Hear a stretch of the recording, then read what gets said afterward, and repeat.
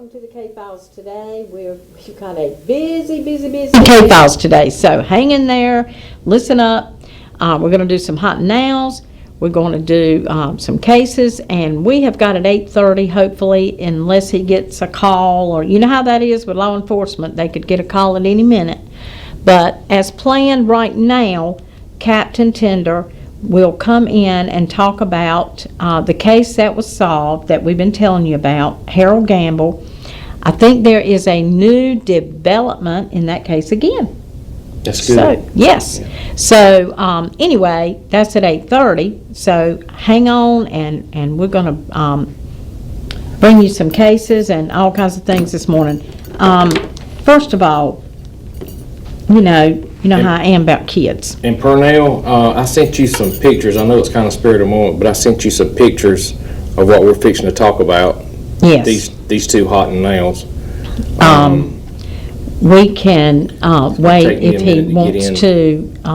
Let me know, Pernell, when you have the pictures up. We got it. Okay. Very good. All right. Let me get my glasses on.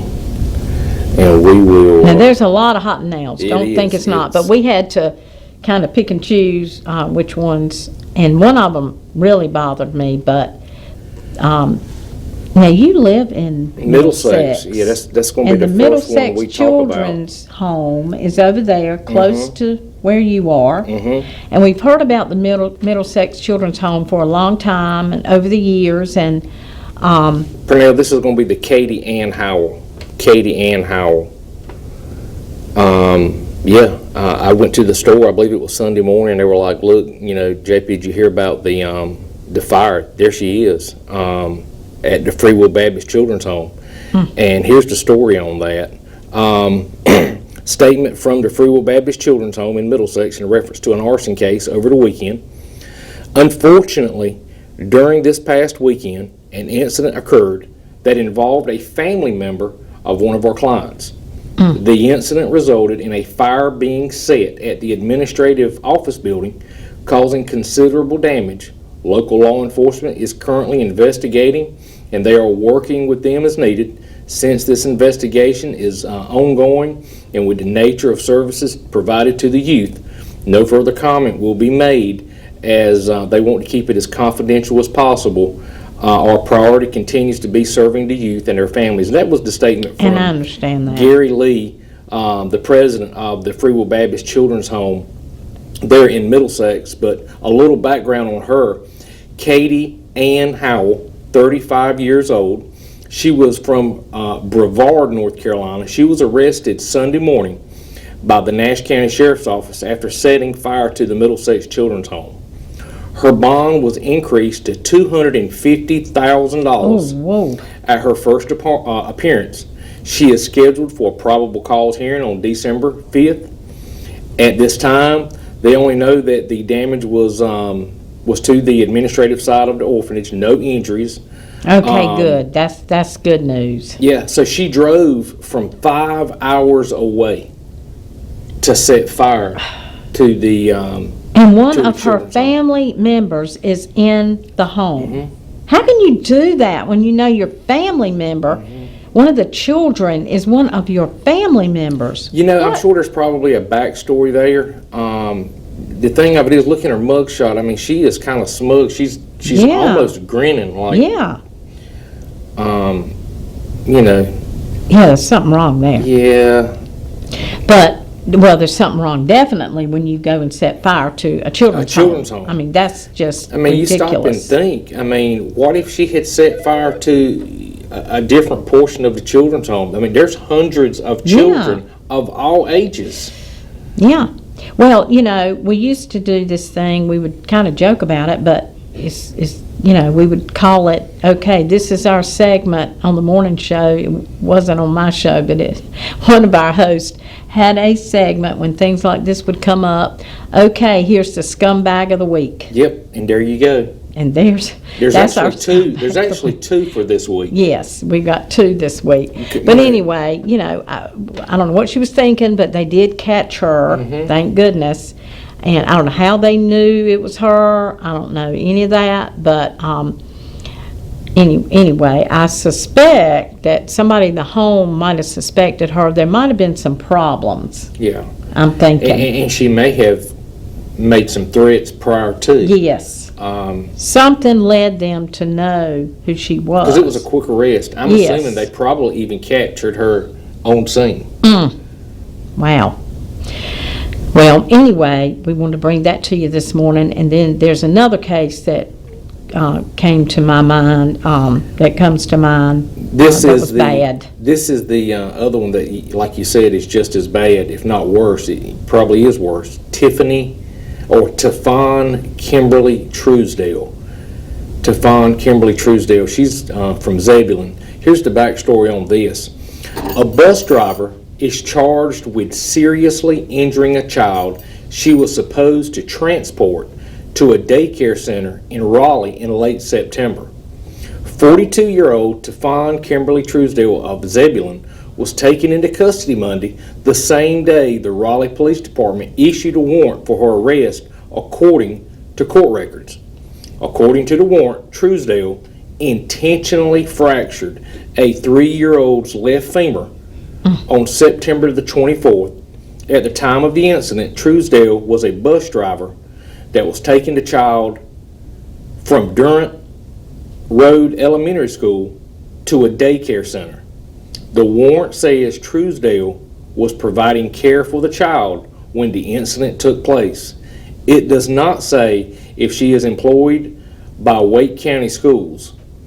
But according to the warrant, Truesdale is charged with intentional child abuse with serious physical injury, which is a felony offense. Court records show she received a $75,000 secured bond and is scheduled to appear in Wake County Court sometime this week. And that's all the information that I have on that. But I'm going to tell you something. That 3 ain't years enough old. money. No, it's not. It's not enough. If somebody hurt my child like this, golly, Dad. you better have her under a bigger bond for her safety. Yes, I'm telling you. 3 years old. It doesn't matter what the 3-year-old was doing. I mean, imagine, what can a 3-year-old do? Cry, scream. Okay, that does not give you the right.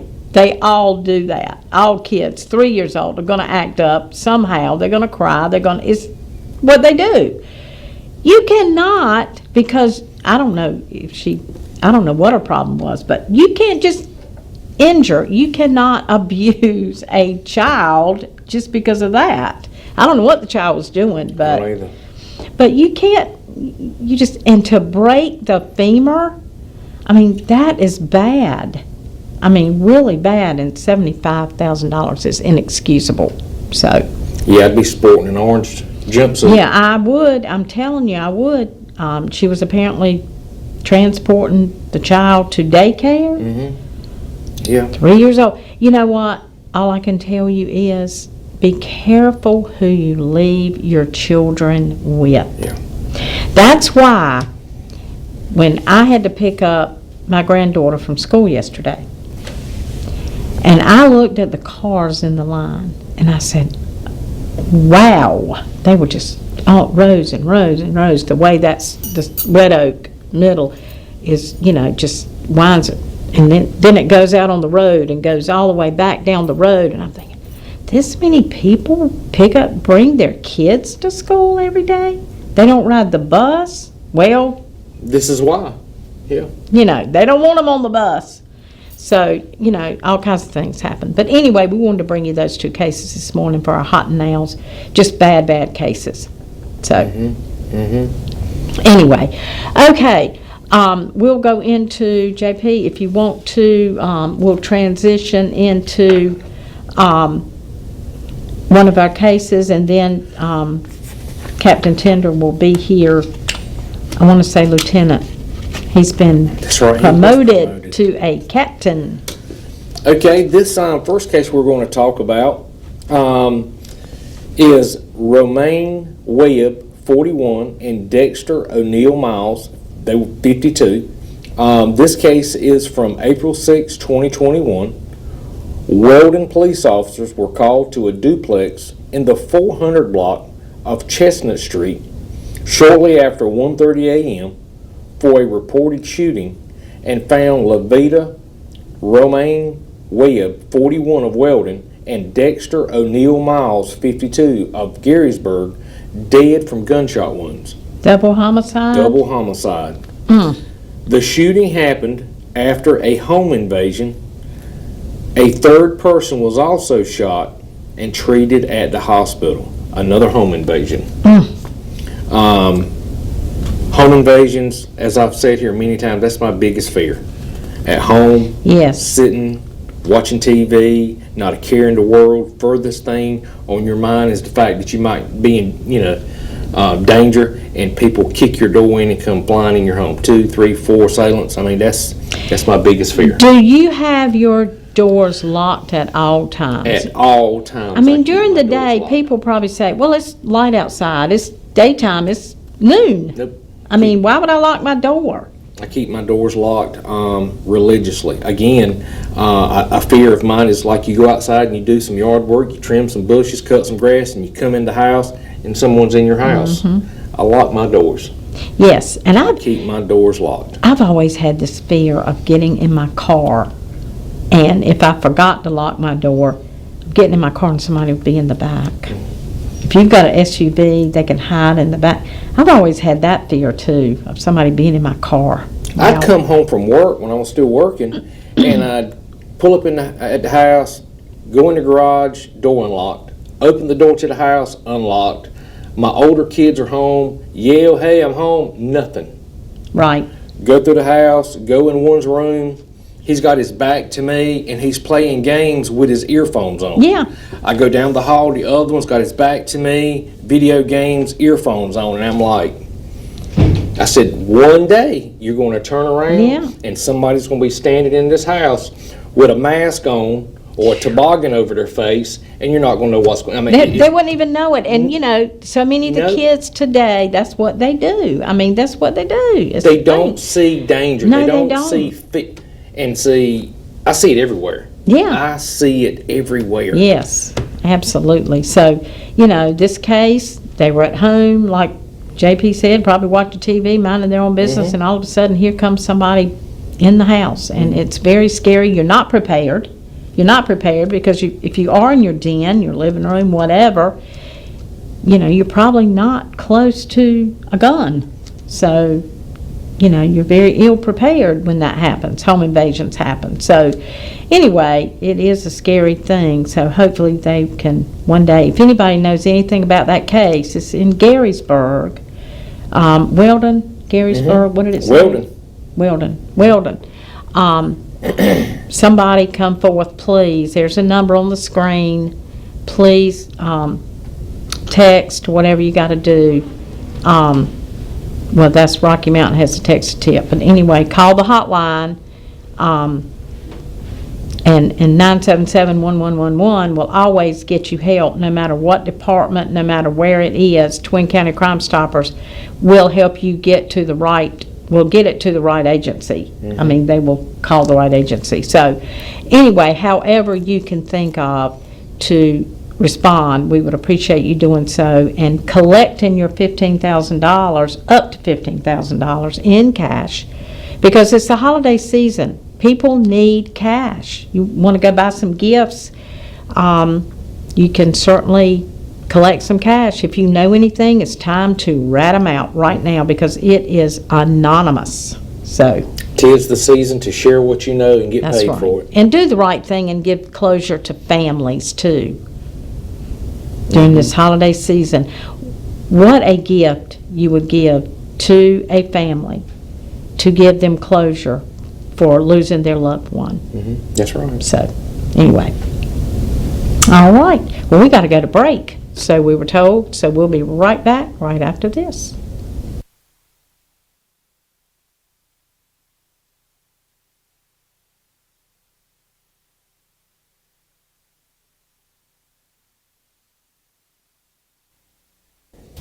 Okay, Okay, and welcome back. And guess who we have this morning? We have Captain Robert Tinder with us this morning to talk about the case that we always like to say, the case that has been solved. We like to solve cases Yes, ma'am. and get people off the street because they're going to, chances are they're going to reoffend. And if we don't get them off the street, and we like to give closure to families too. Yes, ma'am. And that's so important. So, the case that we're talking about this morning is Harold Gamble, who was murdered on the premises of his home. Yes, ma'am. Jabez Court, which is off of Kingsborough Road in Edgecombe County. Okay, all right. And this took place about, how long ago? It happened June 1st of 2021, so this is a 3.5-year-old case. Okay. Well, some cases in that book are a whole lot older than that, so we're glad that this one was solved. Yes, ma'am. So he was murdered on the premises of his home. Yes, ma'am. Back in June of 21, and tell us a little bit more about the case. We received a phone call that day of a subject that was out in the backyard that was unresponsive.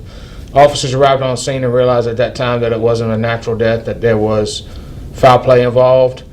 We started working the case from that point forward. We tell people all the time that a cold case is never not worked. It might seem like we don't reach out to the families enough because, after years and years, but we are still out there working these cases. And that's what happened in this case. It was hard police work. Detective Sergeant Johnson, he was one of the main investigators in that case, and, we just never quit. And time tells all. And what I mean by that is people start talking after a few years. People get mad at each other, and they just start coming forward and telling us information, which led to the arrest of the main suspect, Joseph Lyons, in August of this year. Yesterday, we got more information over the last couple months. Even after we had the main suspect in custody, we had some other information that there was another player involved. And she was arrested yesterday and charged with accessory before the fact of murder. And she is in the Edgecombe County Detention Center on a $150,000 bond. And that's LaToya. That's the suspect that was arrested yesterday. And if you can't answer this, that is totally fine. We understand that on this show. A motive.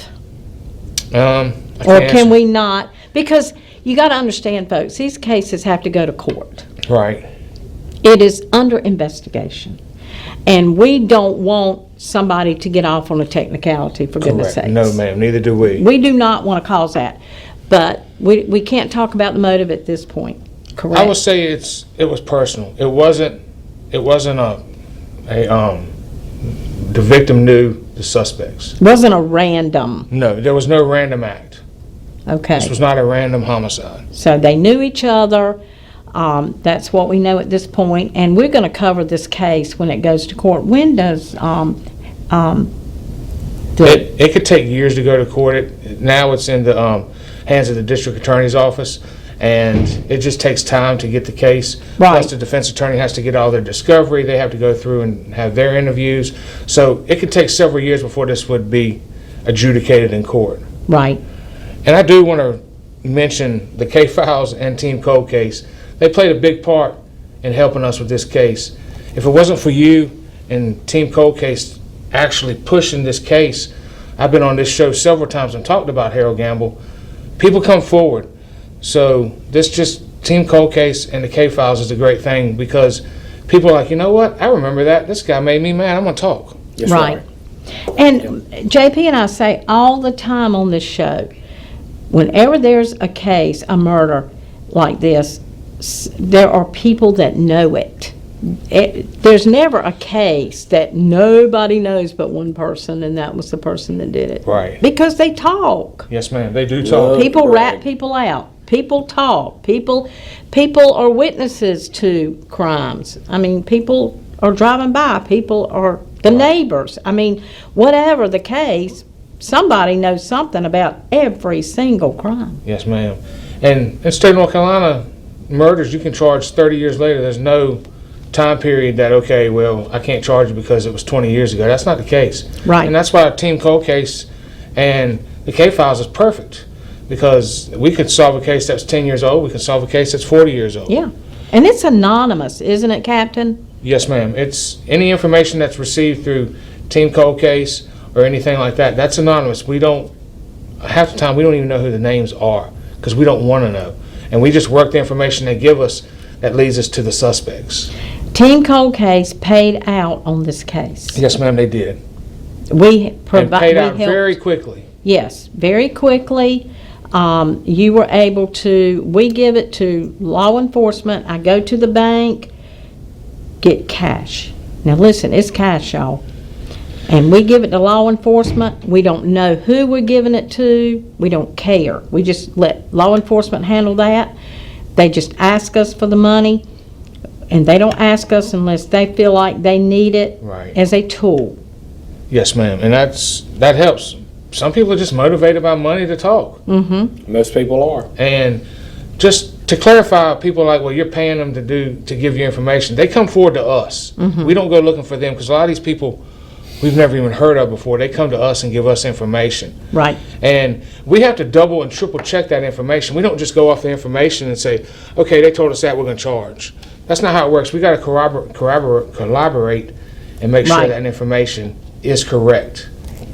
Well, we're so happy that we could help this case get solved. And Yes, ma'am. of course, law enforcement worked diligently on the case, and the money was given to the proper person for the Yes, ma'am. tip, and it was in cash, and it was very quickly. So that's how it works. So if you know about a case, we all urge you to please come forward. It's Christmas time. Yes, ma'am. You need to buy Christmas gifts? This is the perfect way to do it, and we'll give you your money in 48 hours normally. Yes, So if there's a case that we talk about that you know about, I don't care if it's Nash County, Halifax County, Edgecombe County, Wilson County, please call the numbers, get in touch with Crime Stoppers or our 406 number or whatever. But however you've got to do it, call the office of the sheriff's departments, sheriff's offices. Right. You can call Edgecombe County, you can call Nash County, direct, however you've got to do it. But if it's on your mind, do it because it's the right thing to do if Yes, you know ma'am. about it. So, Because there's anyway, families out there that want closure. yes. And if it was your family, you'd want the same closure. You sure would. But what we brought Captain Tinder in this morning, of course, it's the third week of the month, so this is his week, but we brought him in to talk about the Harold Gamble case.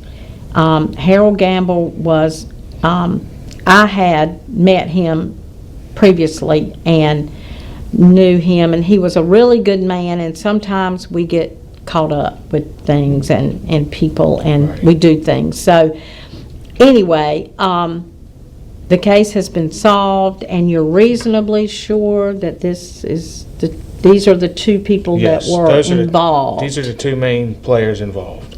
Okay, so we have them off the street. And that's Joseph Lyon that's on the screen. Wow. Okay, and there's That's the female Latoya. she was charged with accessory before the fact. before the fact. Okay. All right. Well, thank you for bringing Yes, that ma'am. case to us this morning. Thank y'all for promoting this and getting the Absolutely. word out there for people to talk to us. Well, we know y'all work very hard, and as you alluded to, you know, I have had a lady call me on a case. It was in Wilson. She said, they're not doing anything on my family's case. It was a quadruple murder over Right. in Wilson. And we hear that a lot. They're not doing anything. Well, just because they're not calling you, they can't tell you the details. That's right. As we said earlier, if you want the people to be, if you want to get a conviction, you have to be very careful. Correct. And patient. It takes time. It's not, you'd rather me get it right the first time than me get Yes. it half right and then the suspect gets to walk because Yes. we didn't do what we were supposed to do. Absolutely. And that's not how we work. Yes. Well, we thank you, Captain, for what your Yes, ma'am. agency does, and God bless you all as you go out and on the streets every day, Thank and especially during the holidays. We know there's always an uptick in activity Yes, ma'am. during the holidays. So anyway, thank you, and maybe we'll see you the third week in December. I will be out of town. You'll be out of town? I'll be on vacation. Well, we'll that week. see him in January. It's All getting right. close to Christmas Yes, then, ma'am. so we probably won't see too much of any of the law enforcement, because as we said, they're all going to be busy. But anyway, we'll be back in January, maybe with the regular lineup, and we Yes, ma'am. appreciate you coming this morning. All right, thank you. Thank you, Cap. Yes, sir, thank you.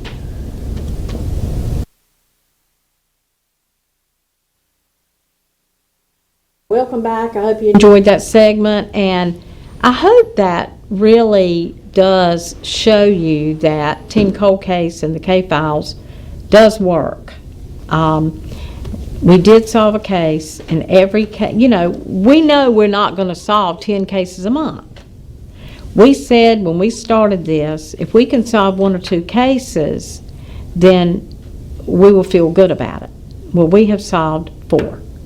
So I feel good about it. So anyway, hope you'll tune in. And, I was talking to JP. We talk about things other than cases on this show because it all is really relevant. Law enforcement and all of that is really, it all comes back around to the same thing. But in the news, they're talking about now the legislature has, the governor no longer will appoint I'll let you talk about that a little bit. See, what happened here is they pushed through some emergency funding legislation for Western North Carolina. Okay. And it seems like everybody put something in this legislation last minute. They tied it to it. One of the Oh, things we know how that is. Yeah. Anyway, it's already passed the House. It's already passed the Senate. But one of the things here is beginning, I believe it's July 1st of 2025, the governor will no longer hire or appoint the commander of the Highway Patrol. He will nominate someone that will have a 5-year term to serve as commander of the Highway Patrol, and that person will have to be confirmed by the House and the Senate. I bet the Kinda governor doesn't like that. it's a new day. But just to give you an idea, just the legislation that deals with the Highway Patrol is 30 plus pages.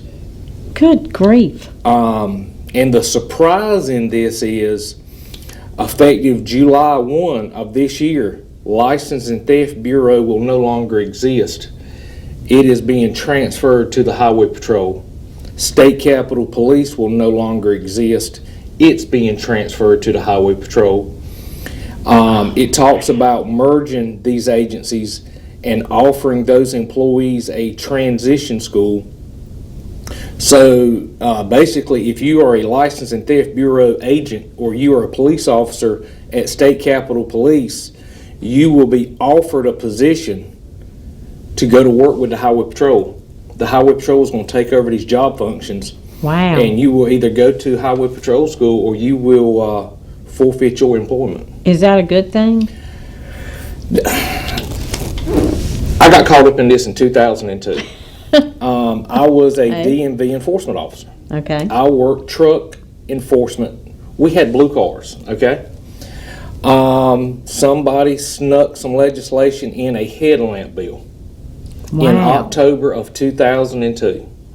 It passed the House, it passed the Senate, and somebody had snuck some wording in there that transferred the uniform division of the DMV enforcement to the Highway Patrol.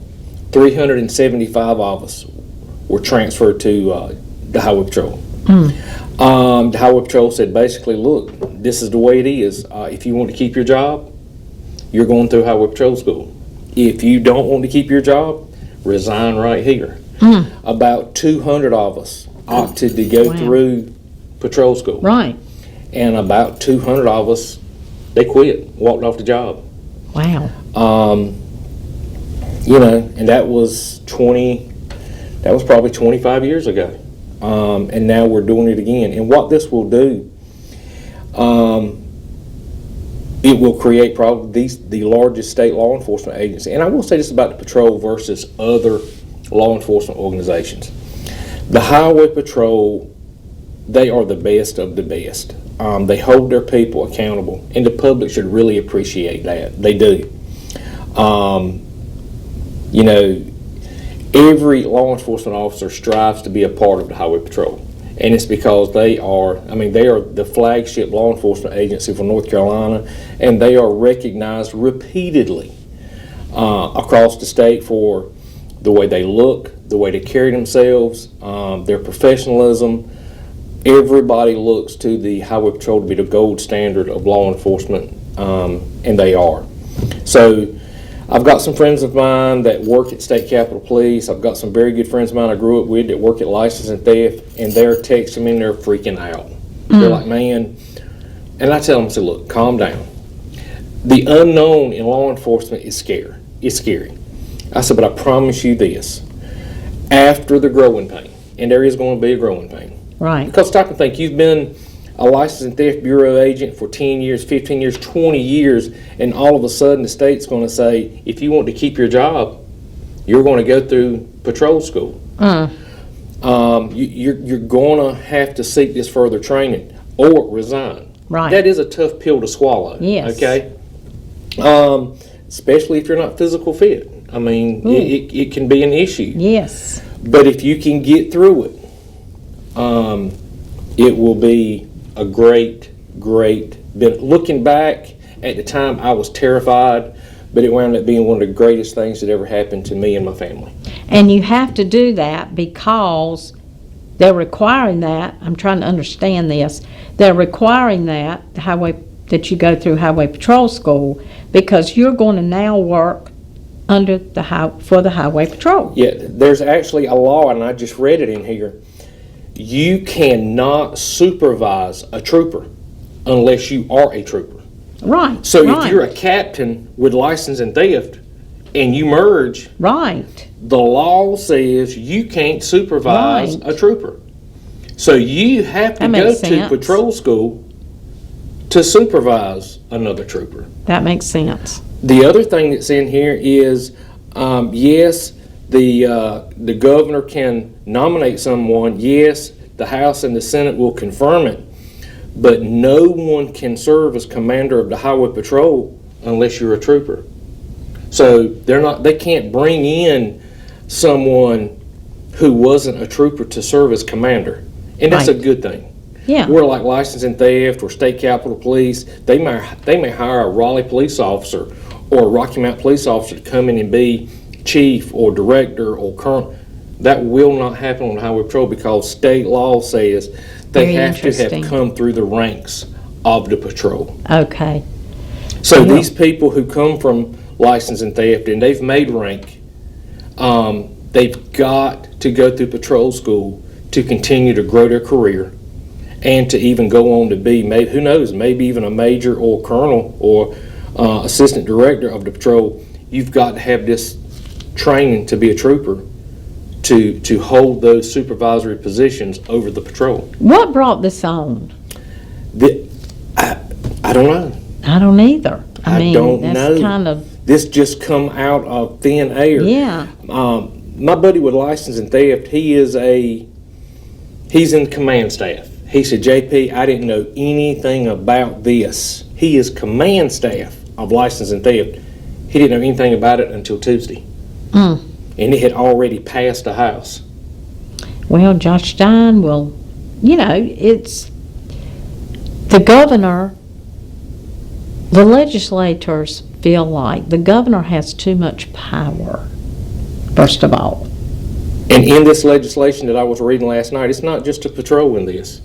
They talk about the Board of Elections, the responsibilities being directed, I believe, to state auditor or state treasurer.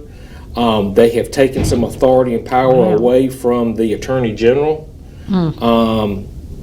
It's extensive legislation tied to hurricane relief funding that they have compressed all of this legislation in. Probably some good, probably some bad. I know there's a lot of anxious feelings with people in law enforcement, these two agencies going, what's going to happen. But I promise you, get your mind right. In the long run, it's going to be okay. Yeah. You'll be glad to. Interesting.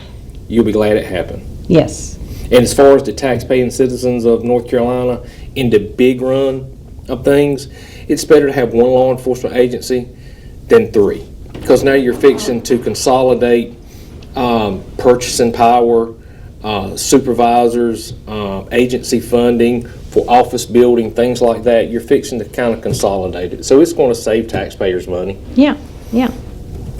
Interesting. We'll keep you informed about this. We'll kind of keep up with it and see what's going on, let you know, because, I feel like there's some interest in this. So anyway, well, I hope you all out there, we will not be here next Thursday. We're going to take the day off to give our host and give our employees some time with their families. So we don't know what the programming will be, what we will decide to play, but anyway, make sure you tune in while you're fixing your dinner, your lunch, or whatever you're fixing for Thanksgiving. You can still tune us in that morning. We'll have something interesting on, I promise you. And JP, I hope you and your family have a happy Thanksgiving. Thank you, and same to you and your family. Thank you so much, and we hope all of you out there have a happy, safe Thanksgiving with your families. Amen.